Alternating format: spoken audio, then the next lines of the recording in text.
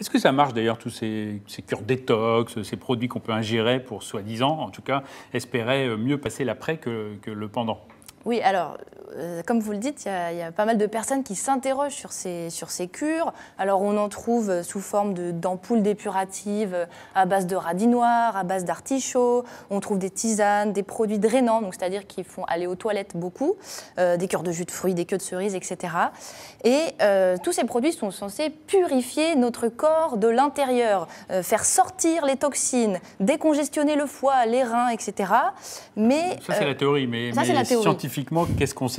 Alors, justement, j'ai dégoté une étude, enfin plutôt une méta-analyse, ce qu'on appelle comme ça, parce que c'est 2 chercheurs australiens qui, en 2015, se sont posé la question « Qu'est-ce que c'est que ces remèdes? Est-ce que ça marche ?» Et ils ont fait la synthèse de toutes les études sur le sujet, environ 100 études au total.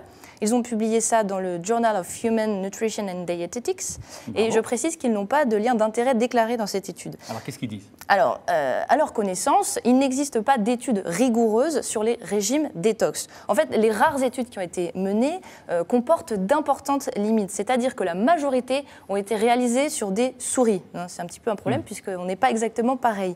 Et puis, en plus d'être réalisées sur des souris, elles ont été faites sans groupe contrôle. C'est-à-dire qu'on ne peut pas comparer l'effet d'une cure détox puisqu'on n'a pas de groupe qui ne reçoit pas de cure, qui reçoit une cure détox. Quant à celle menée chez l'homme, elle repose sur des questionnaires et non pas sur des mesures biologiques. Voilà, donc tout ça, c'est des preuves très très faibles. Et en plus de tout cela, il n'y a pas d'étude qui a exploré l'efficacité des régimes détox dans la perte de poids. Donc, n'essayez pas pour le moment puisqu'il n'y a pas de preuves scientifiques. En conclusion de l'étude, ils disent qu'il n'y a pas de doute que des habitudes saines, durables, présentent plus de bénéfices sur le long terme que les solutions rapides et éphémères qu'offrent les régimes détox commerciaux. En clair, après les fêtes, n'essayez pas, ça ne sert à rien de dépenser des milliers et des cents dans ces régimes. Le corps le fait tout seul. Il en est capable, il est fait pour ça.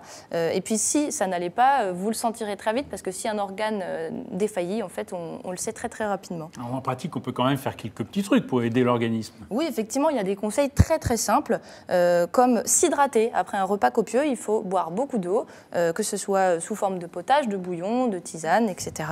Et puis aussi, il faut bouger, puisqu'en fait, la digestion est plus facile quand on est debout. Il faut attendre environ 3 heures avant de faire une petite sieste ou d'aller se coucher. On a également le bicarbonate de soude qui peut partiellement soulager les remontées acides.